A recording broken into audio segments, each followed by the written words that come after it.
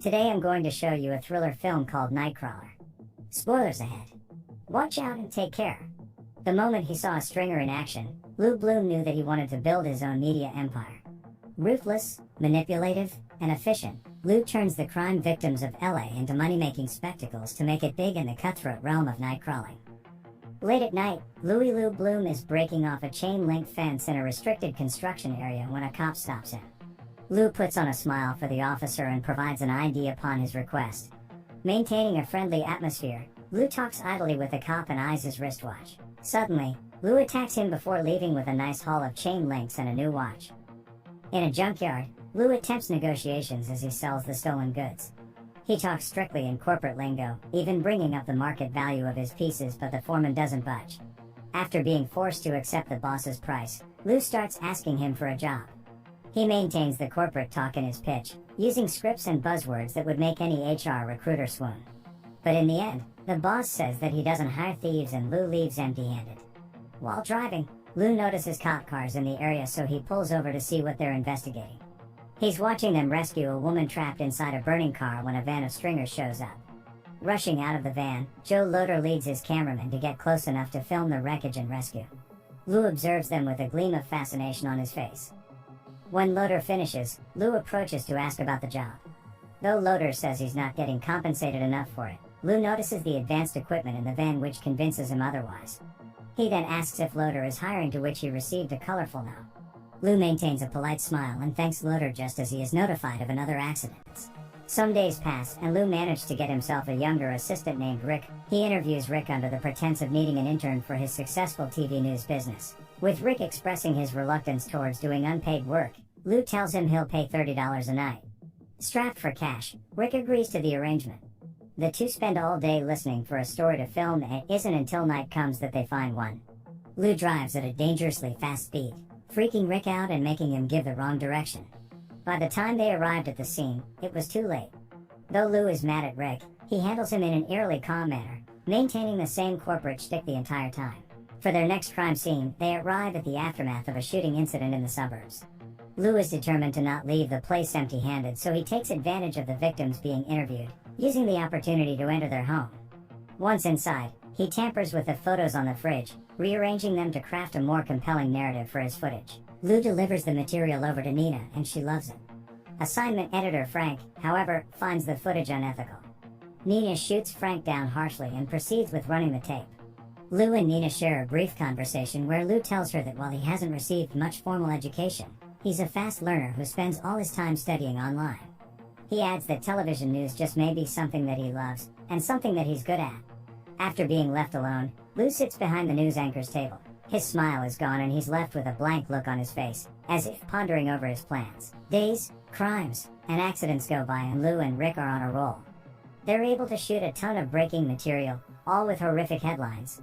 Despite his increasing experiences, Lou continues to handle the job callously. While a man tries to talk to 911 about a car crash that led to severe injuries, Lou points the camera at his face and presses him about what happened. When the man tells him off, Lou goes on ahead to film the injured victim. Once again, he tampers with the crime scene, and this time, he moves the body to get a better angle. In spite of what he did, he is exhilarated by the results and shows no remorse for his actions, simply leaving when Loader and the cops had arrived. The next time Lou meets Nina, he pressures her to go on a date with him. Nina refuses him at first and firmly asserts that she wants to maintain a professional relationship. With a smile, Lou makes a thinly veiled threat about cutting off said relationship with her if she refuses, and this leaves Nina speechless. Loader approaches Lou on the street and invites him to run his second Nightcrawler van. He tries to win Lou over with the promise of doubling his sales and letting him use his equipment and connections. Lou refuses the offer, and when Loader insists, Lou tells him that he feels like grabbing him by his ears and screaming in his face that he's not interested. Nina agrees to go on a courtesy date with Lou, who tells her that it's his goal to own a news station. Lou stiffly flirts with her, and this only makes Nina uncomfortable, especially with his comments on how nice she smells and how there's a lot of information about her online. Eventually, Lou cuts to the chase and admits that he wants her to sleep with him.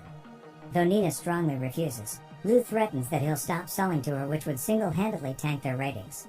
He also insists that he doesn't want her just as someone to sleep with, but as a friend, too. When Nina tells him that friends don't pressure friends to sleep together, Lou refutes this by saying that a friend is a gift you give yourself.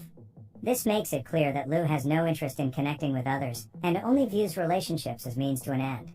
Regardless, Nina looks completely resigned. Though things have been going well for Lou, he begins to encounter some problems. He and Rick are starting to argue with each other, with Rick asking him for a raise and Lou shooting him down. The two arrive to a plane crash scene, but they're too late. Loader and his team have already captured it.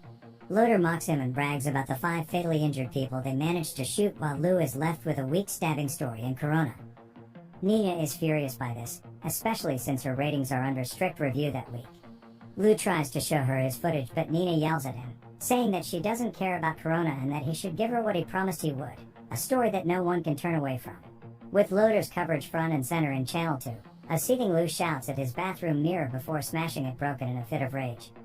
Lou is introduced to the news anchors and he watches as the crew films the breaking story. To his satisfaction, video production news is appropriately credited by the anchors, just as he demanded.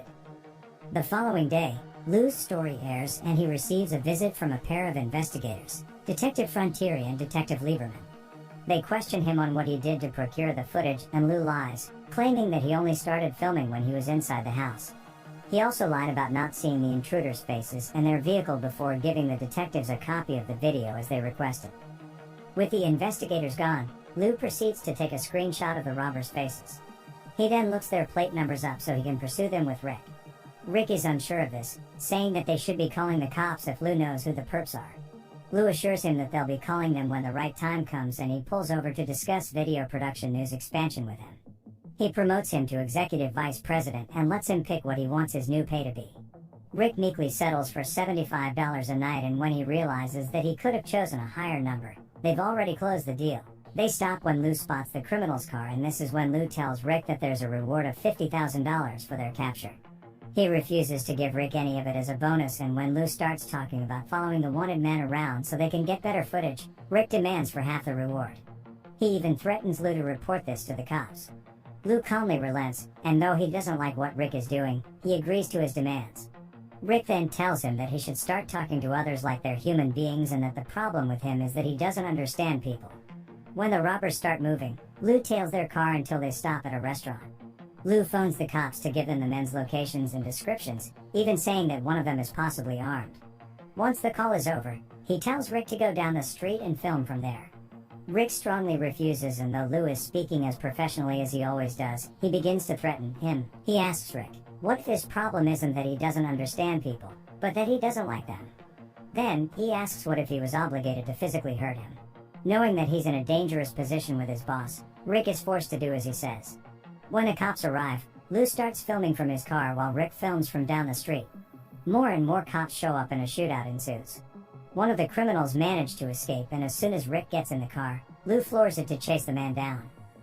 Lou doesn't care about the casualties at all, and he orders Rick to start filming. Of course, Rick is terrified by this, especially with the dangerous turns that Lou is making and how closely he's tailing them. A car suddenly crashes against the zipping police car, and ever wide-eyed Lou remains unflinching and unblinking. He doesn't listen to Rick's protests, even when the robber's car is ramming the cops. Both vehicles end up crashing, and without missing a beat, Lou steps out of his own with his camera in hand. He walks up to the robber's vehicle and calls out to Rick, telling him that the man is dead. At Lou's instruction, Rick goes to film the supposedly dead man, but as it turns out, he is still alive. He shoots Rick multiple times before stepping out of the car. The man comes face to face with Lou, but with the sirens blaring from a distance, he tries to escape only to be shot dead by the police. Lou walks on over to Rick as he lay dying on the ground to film him. When Rick accuses Lou of seeing that the man was still alive, Lou simply tells him that he can't jeopardize his company's success by retaining untrustworthy employees. He coldly adds that Rick used Lou's own bargaining power against him, and that he would have done it again. When Rick dies, Lou takes the camera from him, then takes his leave. As Lou makes his way to see Nina, he greets the news crew with a charming smile as if nothing happened. He even gets recognized by one of the news anchors. Nina is stunned to see the entire footage, and with the video stopped at Rick's dying body, she turns to face Lou, completely smitten and entranced by his work. While they're preparing to air the story, Detective Frontieri comes in to confiscate the tapes as evidence. Nina refuses, and the detective is directed to speak with Lou instead.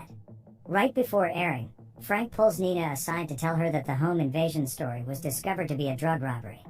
Nina cares very little for this new information, and she tells Frank to give it to the noon crew as it detracts from the story. Incredulous, Frank says that she's starting to sound like Lou, and Nina retorts that Lou is inspiring them to reach a little higher.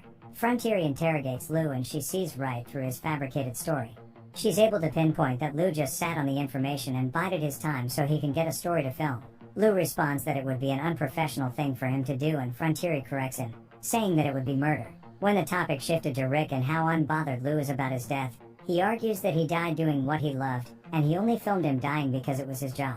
Frontier may know the truth, but ultimately, she can't prove it. Lou walks away scot-free. With Lou's continued success in the industry, video production news now comprises of himself and 3 interns. He gives them an introductory speech, then ends it by promising that he will never ask them to do anything that he wouldn't do himself. Getting inside their vans, the Nightcrawlers venture off to the lamplit streets of Los Angeles, ready to capture the stories that no one can turn away from.